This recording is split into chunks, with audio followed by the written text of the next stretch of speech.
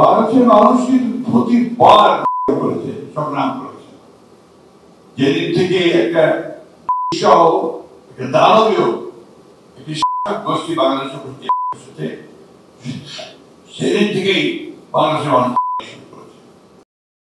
আমি পার্টিকুলার কোনো পলিটিক্যাল পার্টিকে কথা বলতে চাই, প্রায় প্রতিটি মানুষের বিরুদ্ধে সংগ্রাম করেছে। যেমন করেছে আপনার সেই তেঁতুলিয়ার গ্রামের মানুষ, আপনারা এইখানে এই প্রবাস মধ্যপ্রাচ্যে যারা আপনার বাংলাদেশের উন্নয়নে বলুন, প্রতিটি কাজে বলুন যে সহযোগিতা করছে, সেটাও স্বপ্ন দেখেছিলেন শহীদ প্রেসিডেন্ট জিয়া রহমান। এবং আজকে গার্মেন্টসের যে নারীরা আমাদের যে কাজ করছেন, একটা নতুন একটা অধ্যায় সূচনা করতেন, সেটা কিন্তু স্বপ্ন দেখেছিলেন শহীদ প্রেসিডেন্ট জিয়া রহমান।